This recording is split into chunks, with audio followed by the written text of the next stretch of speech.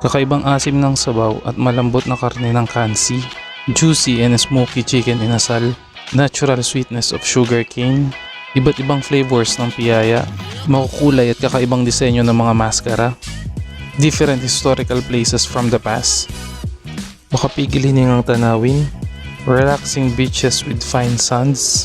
These are the things that you will experience if you visit the City of Smile, Bacolod. Kaya tara, sama kayo sa amin sa 3 araw na nakakapagod pero nakaka-enjoy na pag-adventure dito sa Negros Occidental o ang tinatawag naming Bacolod Adventure. Madaling araw ang napili naming biyahe papuntang Bacolod sa kadahilan para masulit namin ang pinalano naming adventure. Medyo puyat pero okay lang, pwede naman matulog habang nasa biyahe. From NAIA Terminal 2, lumipad kami ng 3:25 AM at ang estimated time of arrival namin sa Bacolod Silay Airport ay 4:40 AM. Bali ang magiging kabuuang biyahe namin ay 1 hour and 15 minutes. Pagdating namin sa Bacolod Silay Airport, dumiretso agad kami sa Misakayan papuntang South Terminal. Ito ay para makabiyahe kaagad kami papunta sa aming first destination which is sa Sipalay. From airport to South Terminal, nag-van kami at nagbayad kami ng 200 pesos each. From Ceres South Bus Terminal Station, marami kayong pwede pagpilian na sakyan papuntang Sipalay. Maaari kayong mag-van, bus na aircon at bus na ordinary. Bali 4 to 5 hours ang estimated travel papuntang Sipalay, kaya kailangan magbaon ng mahabang pasensya or matulog muna sa biyahe. Upon arriving sa Sipalay proper, nag-decide muna kami mag-take ng pictures bago kami pumunta sa Perth Paradise Resort. From Sipalay proper going to Perth Paradise Resort, 150 pesos each ang bayad sa tricycle. Pero kami kinausap na namin driver ng van na mag-add na lang kami para ihatid kami diretso sa Perth Paradise. So pupunta na kami sa first adventure namin dito sa Bacolod. Bali yung pupuntahan namin is sa marami na ba sabi? The Perth Paradise. So the Perth Paradise yung una namin pupuntahan. So let us see kung anong meron doon. Then we're just going to tell to you kung ano magandang experience na pwede gawin doon para pagka pumunta kayo, may idea na rin kayo. Tapos sa adventure namin na to, bukod si Boss Ivy, syempre kasama ko. Isa sa mga kasama ko namin dito is yan, si Jello. Hello! Si Andy. Tapos si Tenten. So for 3 days, kami yung magkakasama na iikot dito sa Bacolod. Nakarating na rin din kami sa wakas sa Perth Paradise Resort. So ang estimate namin na biyahe namin from Sipalay proper is mga siguro 5 to 10 minutes. At asahan ninyo na medyo malubak at bumpy talaga yung magiging daan papunta dito sa Perth Paradise.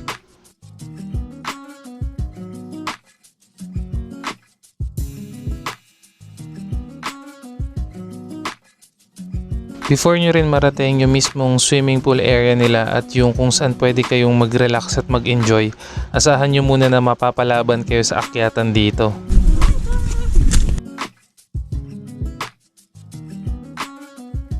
Pero pagdating nyo naman sa taas, sulit yung pagod sa napakagandang view na makikita nyo.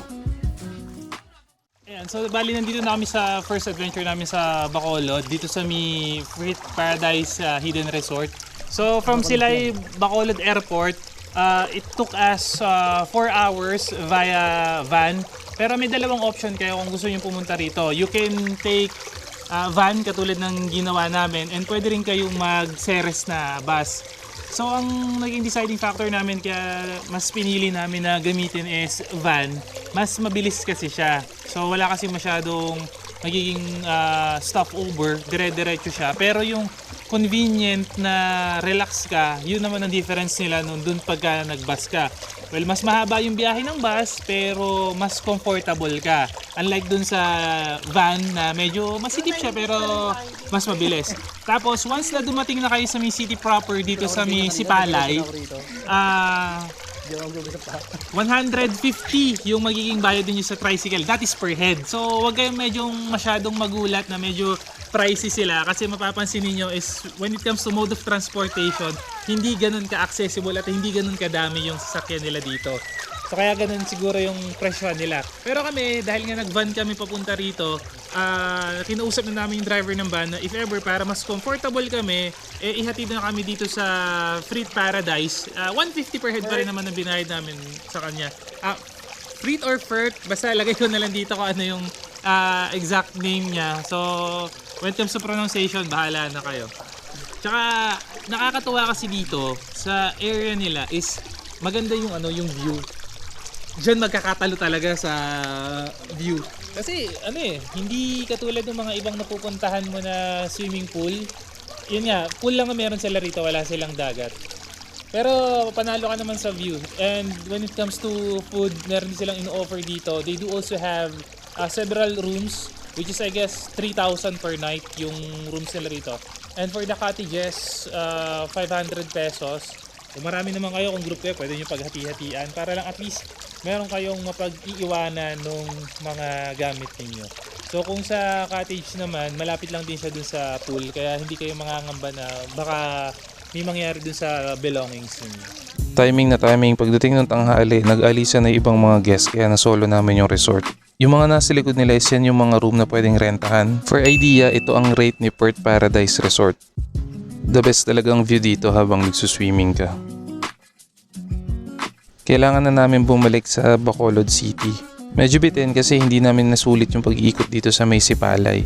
Balak pa rin kasi namin sanang puntahan yung mga ibang tourist attraction nila dito, kaso nga lang bitin na bitin talaga sa oras. Pero kung nandito kayo sa Sipalay at gusto niyo puntahan ng mga tourist attraction nila, pwede kayong rumenta ng tricycle at tricycle driver sa halagang 1,500 para i-tour ka nila. Let's support the locals. Right after namin doon sa Sipalay, dito na kami nag-check-in sa check-in Bacolod. So, yun, para iwanan din namin mga gamit namin dito. By tomorrow may other lugar pa na pupuntahan. Pero sa ngayon, lalabas muna kami at pupunta kami dito sa Manokan Country para i-try yung chicken Bacolod nila. Ang kinagandahan dun sa pinag-stayan naming hotel, walking distance lang siya dun sa may Manokan Country. Malapit lang sa SM Bacolod ng Manokan Country para meron kayong landmark. Dito sa Manokan Country, marami kayong pagpipilian na pwedeng kainan ng inasal. Pero kami, ang napili naming kainan is dito sa may Aidas. Yung kay Aidas, yung mayroong dilaw na estatwang manok. Habang umorder sila Boss Ivy doon, ako tamang hugas-hugas lang muna ng kamay dito. Tapos for the idea of their menu, eto yung menu nila. Alright, so ito, masusubukan na namin yung inasal dito sa Aidas, mismo dito sa Bacolod. So, meron na sila binigay na spoon and fork, pero pagka yung mga ganitong pagkakataon, ito yung magandang magkamay. Pwede naman kayo magkamay kasi meron naman silang pinoprovide na plastic gloves. Para sa akin kasi mas mapifeel mong kainin itong inasal kung magkakamay ka. Siyempre, pinaka-the best sa kanila dito, yung chicken oil. Nilalagay mo sa kanin. So ito yung size ng chicken nila. So malaki rin. Halos hindi sila nalalayo ng laki ng size nung sa alam natin na pang inasal. Thank you. So for the first bite, yung lasa niya talaga. Lasa mo yun. Yung smokiness. Tapos malambot yung karne ng manok. Tapos ang maganda rito, kahit inihaw siya, kasi yung kalimitan nila nakakain ito na inihaw na inasal, marami siyang carbon. Ito, walang masyadong carbon na namumuo. Hindi siya sunog. Pero medyo mahirap siya kainin dahil may stick, kaya tatanggalin ko na yung stick. Ngayon, medyo na timing kami na hindi masyadong marami yung tao kasi gabi na 9:30 na rin kami dumating dito. So para makita ninyo kung ano yung itsura ng dog niya, ayan yung loob. So makikita ninyo tender niya, juicy. Tapos pecho tong kinuha kong part. Yeah, mga kasama, gutom na kasi galing kami sa 5 hours na biyahe doon sa may Sipalay. Kami masarap i-partner to sa puso. Medyo sasabay. Pero yung kanin nila malagkit na rin. Tapos nakakatuwa pa rin sa store nila. Ang daming iba't ibang klaseng style ng mascara. Dahil nga siguro nasa Bacolod yan, dito yung Mascara Festival. Ito yung pagkain na mapaparami ka ng rice. Pero dito sa Aidas, hindi sila only rice. Kasi ito, nag-provide din sila sa amin ng sabaw ng sinigang ng lumarli.